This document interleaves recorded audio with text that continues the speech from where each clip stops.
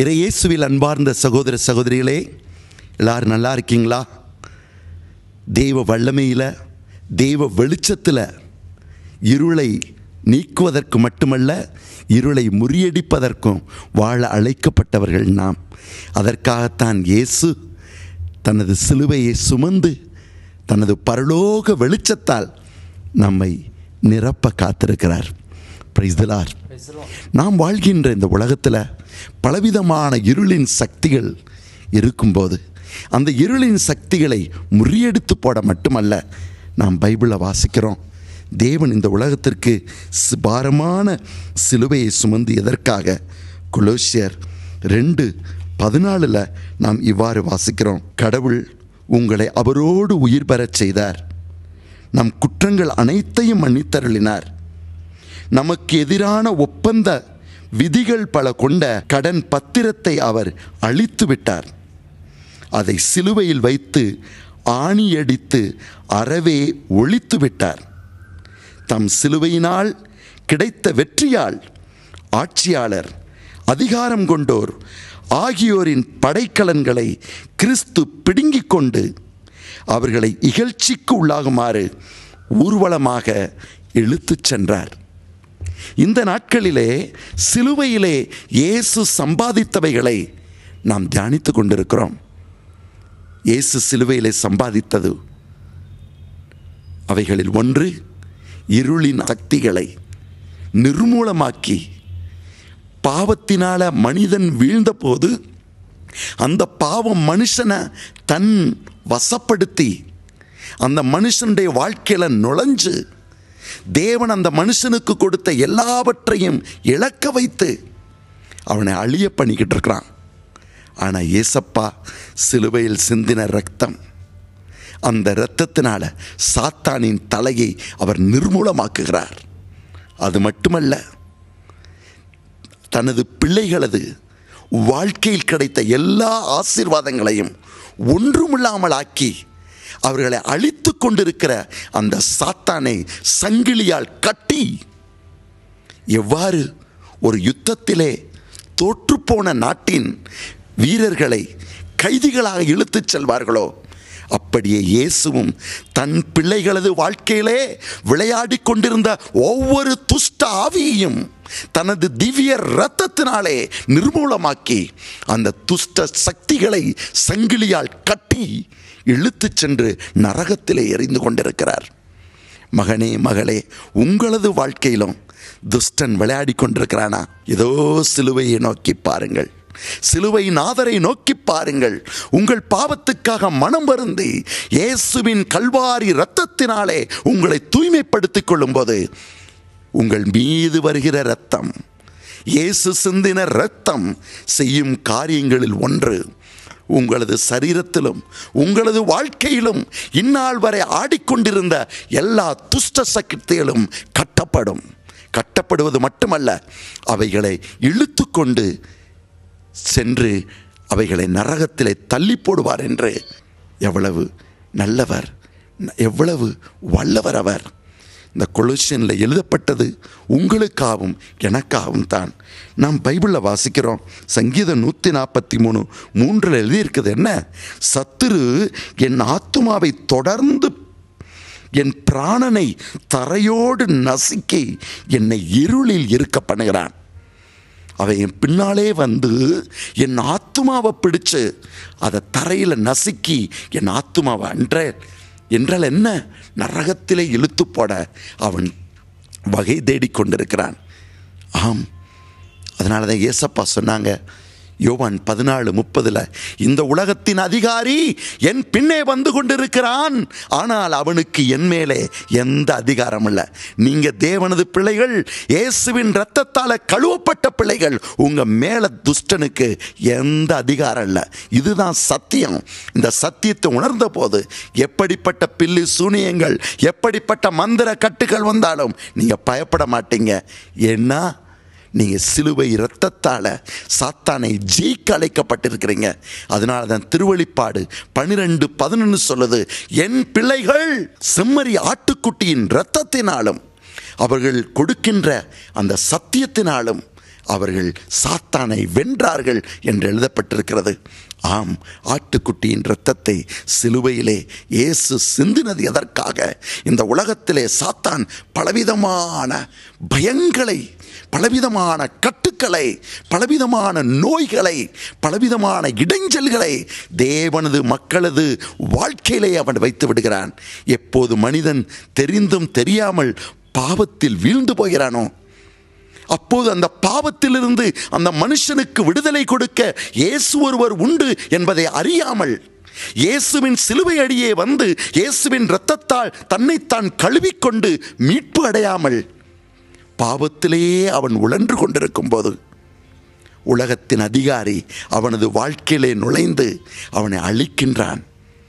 அந்த நேரத்திலே கல்வாரிநாதரை நோக்கி அவர்கள் கதறினாள். இயேசுவின் இரத்தம் செய்கின்ற காரியங்களில் ஒன்று, அவைகள் அந்த இயேசுவின் இரத்தம் உங்கள் பாவத்தை மன்னித்து உங்களுக்கு விடுதலை கொடுப்பது மட்டுமல்ல, உங்களது வாழ்க்கையிலே விளையாடி கொண்டிருக்கின்ற எல்லா துஷ்டாவிகளையும் இயேசுவின் இரத்தம் கட்டி போடும், அதை நரகத்திலே தள்ளி போடும்.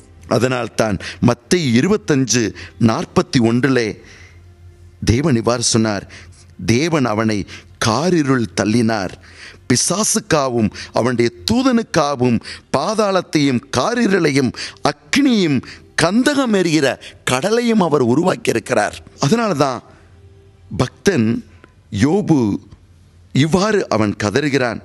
என்ன கதறுகிறான்? ஆண்டவரே, என் சரீரம் இருளிலே கிடந்து தடுமாறி கொண்டிருக்கிறது என்று அவன் கத்தினான். யோபு பக்தன் என்ன சொன்னாரு? இதோ நன்மைக்கு காத்திருந்த எனக்கு தீமை வந்தது, வெளிச்சத்தை வர பார்த்து கொண்டிருந்தேன், ஆனால் எனக்கோ இருள் வந்தது என்று யோபு 30:26 சொன்னான். அந்த யோபு சொன்னாரே, அதே போல தான் இன்னைக்கு எத்தனையோ மக்கள் சொல்லிக்கிட்டு இருக்காங்க. கலங்காதீங்க, இதோ இயேசுவை பாருங்க, இயேசுவை பாருங்க, அவர் கல்வாரி இரத்தம்தான் எல்லா துஷ்டாவிகளையும் நிர்மூலமாக்க தேவன் நமக்கு கொடுத்த வரமும். ஆம், அதனால்தான் எசேக்கியேல் ராஜாவை பற்றி எசையாஸ் 38:10 நாம் வாசிக்க கேட்கிறோம். எசேக்கியா ராஜாவின் வாழ்க்கை பார்த்தா ஒரு பயங்கரமான தொற்று வியாதி, கேன்சர் போன்ற வியாதி அவனை பிடித்து கொண்டது. அவன் கதறினான். எப்படி கதறினானாம்? நான் என் பூரண ஆயுசின் வருஷங்களுக்கு சேராமல் ஐயோ பாதாளத்தின் வாசல்களுக்கு உட்பட்டிருக்கிறேனே, என் நாட்கள் எல்லாம் வேதனையான நாட்களாக மாறிவிட்டதே என்று கதறினான். ஆனால் கடவுள் அவனை கைவிடவில்லை. இன்று இயேசு தன் சிலுவையின் இரத்தத்தாலே நாம் எல்லோரையும் அவர் மீட்கிறார். அதற்காகத்தான் திருவெளிப்பாடு 12:11 இவ்வாறு சொல்லுகிறது, மரணம் நேரிடுகிறதாயிருந்தாலும் அதற்கு தப்பும்படி தங்கள் ஜீவனையும் பாராமல் ஆட்டுக்குட்டியின் இரத்தத்தினாலும் தங்கள் சாட்சியின் வசனத்தினாலும் தேவ பிள்ளைகள் சாத்தானை ஜெயித்தார்கள். எனக்கு தெரிந்த ஒரு குடும்பத்தில் ஜெபிக்க நான் போயிருந்தேன். அந்த குடும்பத்தில் முதல் பொண்ணு படுத்த படுக்கையாக கிடந்துச்சு. அவருடைய தாய் தகப்பன் ரொம்ப வருந்தினாங்க. ஏன்னா அதுக்கு அடுத்து வந்த பிள்ளைக்கு திருமணம் ஆயிடுச்சு, அதுக்கு அடுத்து வந்த பையனுக்கும் திருமணம் ஆயிடுச்சு. இந்த பெண்ணோ படுத்த படுக்கையாக 7 வருஷங்கள் அப்படி இருந்தது. அந்த பெண்ணை காப்பாற்றுறதுக்காக பலவிதமான மந்திரவாதிகளையும் அவங்க கூட்டு வந்திருந்தாங்க. அவங்க கிறிஸ்துவை அறியாத அந்நியர்கள் என்னை கூப்பிட்டு இருந்திருந்தாங்க. ஏன்னா எங்களது ஆலயத்துக்கு வந்து ஜெபிக்க வந்தவர்கள். நான் போன போது அந்த வீட்டுக்குள்ளே ஆல்ரெடி இன்னொரு பூஜாரி இருக்கிறான். அந்த ஆள் ஏதோ வேப்பலையை வச்சுக்கிட்டு ஏதோ விரட்டுறான். அந்த பிள்ளை கதறுது, துடிக்குது. நான் உள்ளுக்கு நுழைஞ்ச உடனே அந்த மந்திரவாதி அப்படி ஏதோ நிப்பாட்டிட்டு, யாரை வந்திருக்காங்க அவங்கள வெளியே போய் சொல்லுங்க அப்படின்னா. அவர் வந்து என்னை ரிக்வெஸ்ட் பண்ணார். நான் பரவாயில்லைங்க அப்படின்னு பக்கத்திலே ஒரு வீட்டில் ஒரு 10 நிமிஷம் இருந்தேன். பிறகு அந்த பூஜாரியால் ஒன்றும் செய்ய முடியலை. அந்த பூஜாரி வெளியே போன பிறகு என்னை அழைத்தார்கள். தேவனது நாமத்தில் தேவனது மகிமைக்காக இந்த வார்த்தைகளை சொல்லுகிறேன். உள்ளுக்கு போகும்போது அந்த பிள்ளையை பார்த்தா எலும்பும் தோளுமா, ஐயோ அது ஒரு பெண்ணுன்னு சொல்ல முடியாது, செத்துப்போன ஒரு உடம்பு மாதிரி இருந்தது. அந்த அவளது ஃபோட்டோவை காமிச்சாங்க. ஒரு 7 வருஷத்துக்கு முன்னால் அந்த பெண் ரொம்ப நல்ல அழகாக இருந்த பெண் இப்படி ஆயிட்டா. யாரோ சொன்னாங்களாம், சாத்தானு அந்த பிள்ளைக்குள்ளே நுழைஞ்சிருச்சுன்னு. நான் அந்த பெண்ணுக்காக ஜெபித்த போது அந்த பெண்ணிடம் இருந்த கெட்ட ஆவி பேச ஆரம்பித்தது. என்ன சொன்னது? இந்த பெண், இவள் 7 வருஷத்துக்கு முன்னால் சினிமா பார்க்க போனான். சினிமா பார்க்கும்போது அவள் தங்கச்சி அங்கே உட்கார்ந்துருக்கிறா. இந்த அக்கா மட்டும் தங்கச்சியை விட்டுட்டு நான் தான் பாத்ரூம் போயிட்டு வரேன்னு சொல்லிட்டு போனவ, அவளுடைய பாய் ஃப்ரெண்டும் அங்கே வந்திருக்கான், கூட்டு வந்திருக்கா பிளான் பண்ணி. அவங்க 2 பேரும் படம் முடிகிறதுக்கு ஒரு 10 நிமிஷத்து வர அவங்களுடைய வாழ்க்கையில், பாவ வாழ்க்கையில் 2 பேரும் நேரத்தை செலவழிச்சிருக்காங்க. பிறகு தங்கச்சியோட சேர்ந்துட்டான். படம் முடிஞ்சிருச்சு, இருட்டு, வீட்டுக்கு போய்கிட்டு இருக்காங்க. ஒரு ஸ்ட்ரீட் லைட் இருந்திருக்கு. அதுக்கு முன்னால் பார்த்தா ஒரு அம்மா பெரிய பொட்டு வச்சு அது வேகமாக நடந்து வந்துக்கிட்டு இருக்கு. முன்னால் தங்கச்சி வந்துக்கிட்டு இருக்கா. தங்கச்சி யாரோ வர்றாங்கன்னு சொல்லிட்டு இடம் கொடுத்துட்டு முன்னால் போய்கிட்டு இருக்கு. ஆனால் வந்த உடனே அவள் என்ன பண்ணிட்டா, அக்கா பாவத்தில் இருந்தாள்ல, சினிமா தியேட்டரில் தன் நண்பனோட பாவம் செய்துட்டு வந்த அவளது சரீரத்துக்குள்ளே அப்படியே நேரம் நுழைஞ்சிருச்சு. உடனே அவள் கத்த ஆரம்பிச்சிட்டா. தங்கச்சி பின்னால் பார்த்தா அந்த பெரிய பொம்பளையை காணா, அக்கா மட்டும்தான் இருக்குது. அப்படியே கீழே விழுந்துருச்சு. அந்த அக்காவை வீட்டுக்கு கொண்டு வந்தாங்க. 7 வருஷம் ஆச்சு. அவளுடைய ஆரோக்கியம் போனது, அவளுடைய ஸ்டடீஸ் போய்விட்டது, அவளுடைய எதிர்காலம் போய்விட்டது. அவள் வாழவே விருப்பமில்லாமல் எப்போது இறக்கலாம் என்ற நிலையோடு இருந்தாள். இரவுல தூக்கம் வராதான். அவளுடைய சரீரத்தில் இருக்கிற பேய் அவளை பிடிச்சி ஆட்டுமா, அவள் கழுத்தை வச்சு இருக்குமா. பல விதங்களில் அவள் துயரப்பட்டாள். அப்போது நான் சொன்னேன், உங்களுக்கு விடுதலை வேணும்னா, உங்களுக்கு விடுதலை கொடுப்பதற்காகத்தான் இயேசு சுவாமி சிலுவையிலே இரத்தம் சிந்தினார். நீங்கள் குடும்பமாக அந்த இயேசுவை உங்கள் தேவனாக ஏற்றுக்கொண்டு அந்த இயேசுவிடம் உங்களது பிள்ளையது பாவத்துக்கும் உங்கள் பாவத்துக்கும் மனம் வருந்துங்கன்னு சொல்லி அவங்கள பாவம் மன்னிப்பில் வழி நடத்தினேன். அவர் எல்லாரும் சேர்ந்து அழுது ஜெபித்தார்கள். எங்கள் பாவங்களை மன்னியும் இயேசுவே, எங்களுக்காக நீ இரத்தம் சிந்தினீர் என்று எழுதப்பட்டிருக்குது என்று சொல்கிறாங்களே, உமது இரத்தத்தால் எங்களை கழுவும் அழுது கதறினார்கள். இங்கே நாங்கள் ஜெபித்து கொண்டிருக்கும் போதே அந்த பெண் எலும்பும் தோளுமா இருக்கிறவ எந்திரிச்சு ஓடியாரா. அவள் தாய் தகப்பனுக்கு ஒரே ஆச்சரியம், எப்பயுமே எந்திரிக்கலையே, எத்தனையோ மந்திரவாதிகள் வந்த போதெல்லாம் எந்திரிக்கல, இப்போ எந்திரிச்சு ஓடுறாளே. அவளிடத்தில் இருந்த அந்த அசுத்தாவி, எல்லாம் ஜபத்தை நிப்பாட்டுங்க, என்ன கத்துறீங்க? இயேசுவின் இரத்தத்தினால உன் பாவங்கள் மன்னிக்கப்பட்டது. இயேசுவின் இரத்தம் எல்லா மனிதர்களது பாவங்களை மன்னிக்கும். இயேசுவின் இரத்தம் கட்டப்பட்ட எல்லா பிசாசுகளிடமிருந்து உங்களுக்கு விடுதலை கொடுக்கும். நீங்க இயேசுவின் இரத்தத்தை உங்க சரீரத்தில் தடவிக்கிட்டு போனீங்கன்னா, ஏசப்பாவின் இரத்தம் என் மேலேன்னு சொல்லினியா போதும், உங்களை பார்த்து அழகை பயப்படுவா. ஏன்னா உங்க பக்கத்தில் வந்தான்னா இயேசுவின் இரத்தம் அவனை கட்டி போட்டு அவனை நரகத்துக்கு இழுத்துட்டு போகும்னா, நாம் கொலோசியன் 2:14 பார்த்தோம்ல. ஆம், இந்த மகளுக்காக ஜெபித்த போது அதுதான் நடந்தது. அந்த மகள் இரக்கத்தினால அவள் குணம் பெற்றாள். இயேசுவின் இரத்தம் அவள் மீது தெளிக்கப்பட்ட போது அப்படியே கீழே விழுந்து போனாள். பரிசுத்த எண்ணெயால் அவளை அபிஷேகம் பண்ண போது அவள் பரிசுத்த ஆவியால் நிரம்பினாள். அப்போது தன்னுடைய வாழ்க்கையில் நடந்த ஒரு உன்னதமான காரியத்தை சொன்னாள். அதை கேட்டு நான் திடுக்கிட்டேன். அவள் சொன்னாள், இந்த குரு வந்து பரிசுத்த தண்ணீரை இயேசு இரத்தம் என்று சொல்லி என் முகத்திலே தெளித்த போது என்னிடம் இருந்த 3 விதமான சக்திகள் என்னை விட்டு ஓடின. ஆனால் எப்போது இயேசுவின் இரத்தம் என்றாரோ அந்த சக்தியில் ஓட முடியவில்லை.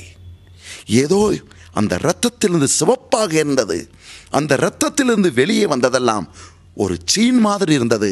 அந்த 3 சக்திகளும் கட்டப்பட்டன. அந்த 3 சக்திகளையும் ஒருவர் சிலுவை கையிலே தாங்கி இருப்பவர் அந்த 3 சாத்தானையும் இழுத்து கொண்டு நெருப்பிற்குள்ளே போனதை நான் பார்த்தேன். அந்த 3 சக்திகளையும் அந்த நெருப்பிலே எரிவதை நான் கண்டேன் என்று அவள் சாட்சியம் சொன்னாள். ஆம், நான் சொன்னேன், இந்த சக்தி, இந்த சத்தியம் கொலோசியருக்கு எழுதிய திருமுகம் 2வது அதிகாரம் 13-14 எழுதப்பட்டிருக்கிறது என்று சொன்னபோது அவர்கள் ஆச்சரியம் அடைந்தார்கள். இயேசுவை மட்டுமல்ல, இறை வார்த்தையும் அவர்கள் நம்பி தங்களையே ஒப்பு கொடுத்தார்கள். இன்று அந்த மகள் திருமணமாகி ஒரு குழந்தைக்கு தாயாக இருக்கிறாள். அந்த குடும்பம் முழுவதும் இயேசுவை தங்கள் இரட்சகராக ஏற்றுக்கொண்டார்கள். என் அன்பு மக்களே, நாம் வாசிக்க கேட்கிறோம், இயேசு நமக்காக சிலுவையில் இறந்தது பல காரியங்களுக்காக.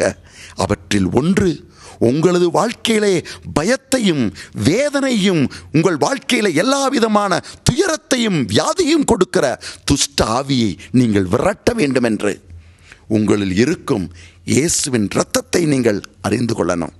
இயேசுவின் இரத்தத்தால் உங்களை கழுவிக்கிறணும். பிறகு பிசாசோட பேசணும், டேய் என்னோட உனக்கு எந்த வேலை இல்லை, பக்கத்தில் வந்தினா என் இயேசு உன்னை கட்டி போட்டு அழிச்சிருவார், கெட் அவுட். அவன் ஓடியே போயிடுவான். அதனால தான் எண்ணிக்கை 23வது அதிகாரம் 23வது வசனம் சொல்லுது, யாக்கோப்புக்கு விரோதமான மந்திரமும் இல்லை, இஸ்ராயேலுக்கு விரோதமான குறி சொல்லுதலும் இல்லை. அதனால தான் எசையா 54:17 இவ்வாறு எழுதப்பட்டிருக்கிறது, உங்களுக்கு விரோதமாய் சாத்தான் உருவாக்கும் எந்த ஆயுதமும் வாய்க்காமல் போகும், உங்களுக்கு விரோதமாய் நியாயத்தின் எழும்பும் எந்த நாவையும், உங்களுக்கு விரோதமாக பேசுகின்ற எந்த நாவும் அது பயன் செய்யாது. அவங்க என்னதான் சொன்னாலும் அது உங்கள் வாழ்க்கையில் நடக்காது. இயேசுவின் இரத்தம் உங்களை கழுவி சுத்திகரிக்கும்.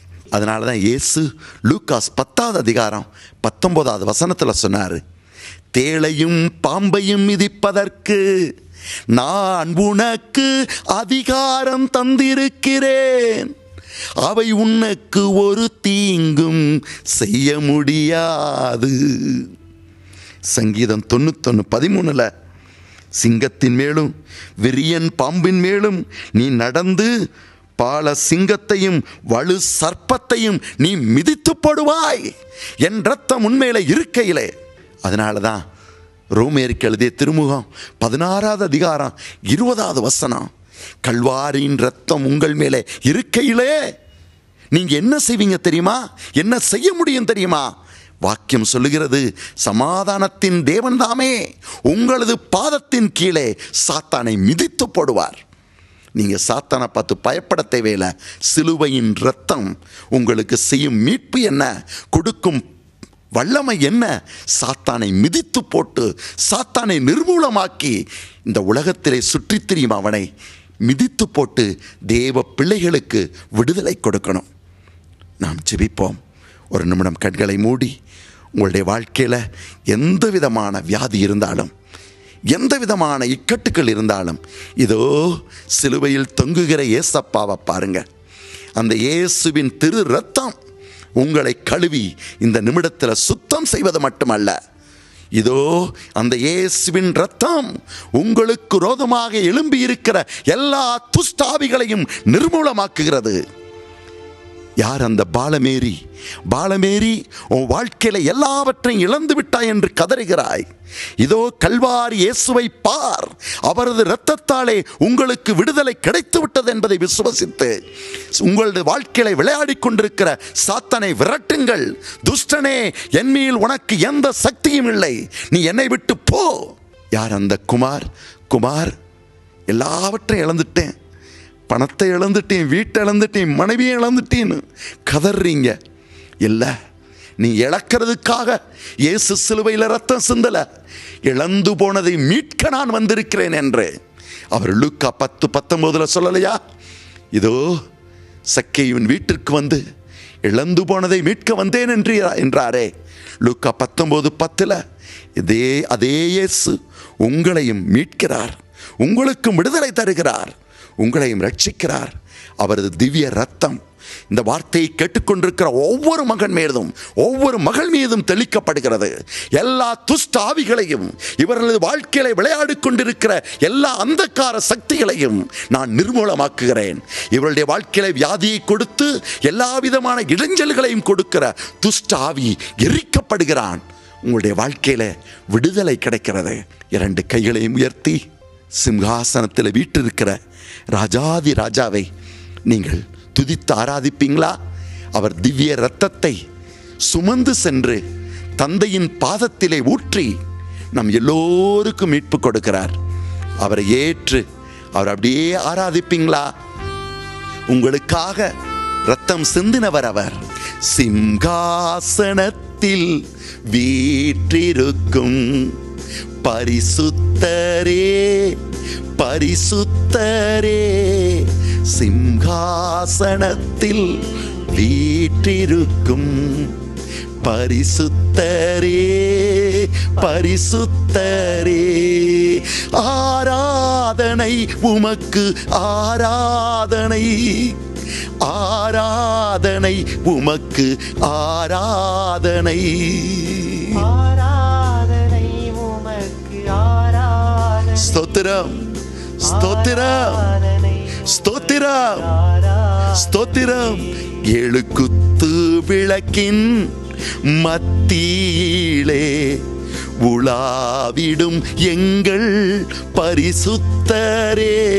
7 குத்து விளக்கின் மத்தியிலே உலாவிடும் எங்கள் பரிசுத்தரே. ஆராதனை உமக்கு, ஆராதனை, ஆராதனை உமக்கு, ஆராதனை, ஆராதனை உமக்கு, ஆராதனை, ஆராதனை உமக்கு, ஆராதனை. சர்ப்பத்தின் தலையை மிதித்திடும் பரிசுத்த சிலுவையே ஆராதனை. சர்ப்பத்தின் தலையை மிதித்திடும்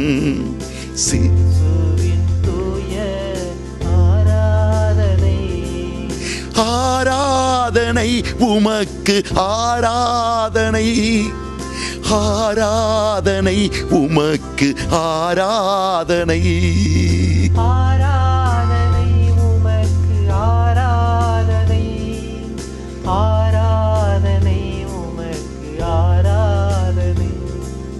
சிம்ஹாசனத்தில் வீற்றிருக்கும் பரிசுத்தரே, பரிசுத்தரே, சிம்ஹாசனத்தில் வீற்றிருக்கும் பரிசுத்தரே, பரிசுத்தரே. எல்லாமல்ல இறைவன் பிதா சுதன் பரிசுத்தாவி உங்களை ஆசீர்வதித்து பாதுகாத்து வழி நடத்துவாராக. ஆமென். அன்னை மரியே, எங்கள் தாயே, எங்களுக்காக மன்றாடுங்கள். இயேசுவில் அன்பார்ந்த சகோதர சகோதரிகளே, ஆவியின் அனல் என்ற கடவுளின் வார்த்தையை கேட்டு இந்த ப்ரோக்ராமின் மூலமாக நீங்கள் நிறைய ஆசீர்வாதம் பெற்றிருப்பீங்கன்னு நான் நம்புகிறேன். உங்களை போல ஆயிரக்கணக்கான மக்கள் ஆசீர்வாதம் பெறுவாங்கன்னு நான் நம்புகிறேன். ஒவ்வொரு நாளும் நாங்கள் கொடுக்கிற இந்த கடவுளது வார்த்தைக்கு மாதா டிவிக்கு 5000 ரூபாய் நாங்கள் செலவு பண்ணுகிறோம். 5000 ரூபாய் செலவு பண்ணி அவங்களுக்கு கொடுக்குறோம். அதனால் ஒருவேளை உங்களை ஆண்டவர் ஆசீர்வதித்திருந்தால் ஒரு ப்ரோக்ராமில் நீங்கள் பங்கு கொள்ள முடியும். 5000 ரூபாயை ஒரு ப்ரோக்ராமுக்கு நீங்கள் கொடுத்தீங்கன்னா அதை நாங்கள் மாதா டிவிக்கு கொடுக்க முடியும். அப்போ அவங்க அந்த ப்ரோக்ராமை பப்ளிஷ் பண்ணுவாங்க. நீங்கள் யாராக இருந்தாலும் உங்கள் விலாசத்தை இங்கே கொடுக்கப்பட்டிருக்கிற விலாசத்துக்கு நீங்கள் அனுப்பி வச்சிங்கன்னா, உங்களது ஃபோட்டோவை அனுப்பி வச்சிங்கன்னா, யாருனால இந்த ஸ்பான்சர்ஷிப் நடந்திருக்கு, யார் இந்த ப்ரோக்ராமை தங்கள் கஷ்டத்திலையும் ஏற்று கடவுளது வார்த்தை எல்லாருக்கும் கொடுக்குறாங்க என்பதை அறியப்படுத்த உங்கள் ஃபோட்டோவை நாங்கள் பிரசரித்து உங்களுக்காக திருப்பலி ஒப்பு கொடுப்போம். மற்றும் நான் 40 செமினேரியன்ஸை வச்சு காப்பாற்றிக்கிட்டு இருக்கிறேன். அவர்களை குரு மாணவர்களாக மாற்றிக்கிட்டு இருக்கிறேன். இது எங்களது சபை பரிசுத்தாவின் சபை, புதிய சபை. அதில் 40 குருமானவர்கள் மட்டுமல்ல, படிக்கும் குருமானவர்கள் பக்தியில் மட்டுமல்ல, இறை வார்த்தையில் மட்டுமல்ல, கருணையிலும் அவர்கள் வளர வேண்டுமென்று அதற்கு அருகிலே HIB சென்று ஒன்று ஆரம்பித்து அதில் 32 பிள்ளைகள், சிறு பிள்ளைகள் வளர்ந்து வர்றாங்க. அவருடைய நிலைமைக்காகவும் அவருடைய வாழ்க்கைக்காகவும் நீங்கள் உதவி செய்ய ஆரம்பிச்சிங்கன்னா கண்டிப்பாக உங்கள் சாபங்களெல்லாம் ஆசீர்வாதமாக தெய்வன் மாற்றுவார் என்று நான் நம்புகிறேன். மற்றும் இங்கே 7 வயதான மக்களது குடும்பங்கள் இருக்குது. அவர்களெல்லாம் எல்லாராலும் கைவிடப்பட்டவர்கள் மட்டும். அவர்களையும் பாதுகாத்து வளர்க்கிற கிருபையை, ஆசீர்வாதத்தை ஆண்டவர் கொடுத்திருக்கிறார். எங்களால் இந்த சுமைகளை சுமக்க முடியாது. அதனால தான் நீங்களும் நாங்களும் சேர்ந்தோம்னா கண்டிப்பாக இந்த வேலையை செய்ய முடியும். மற்றும் இந்த மாதம் 27ஆம் தேதியிலிருந்து 29ஆம் தேதி வரை மார்த்தாண்டபுரம் புதுக்கோட்டையிலே சேக்ரட் ஹார்ட் சர்ச் இல் கடவுளது வார்த்தை கொடுக்கப்படுகிறது. காலை 10 மணியிலிருந்து மாலை இரவு 8 மணி வரை நீங்கள் அனைவரும் வந்து அதில் பங்கு கொண்டு தெய்வ மகிமையும் ஆவியானவரது அபிஷேகத்தையும் உடல் சுகத்தையும் நிறை வாழ்வையும் பெற்றுக்கொள்ள முடியும். உங்கள் எல்லோரையும் அன்போடு நாங்கள் வரவேற்கிறோம். ஆண்டவர் உங்களை ஆசீர்வதிப்பாராக. அருட்தந்தை கிறிஸ்துராஜு, தூய ஆவியார் நிலையம், 4-15/2 ஹிமாயத் நகர் வில்லேஜ், மொயினாபாத் மண்டல், வயா CBIT, RR மாவட்டம், ஆந்திர பிரதேஷ் 5075.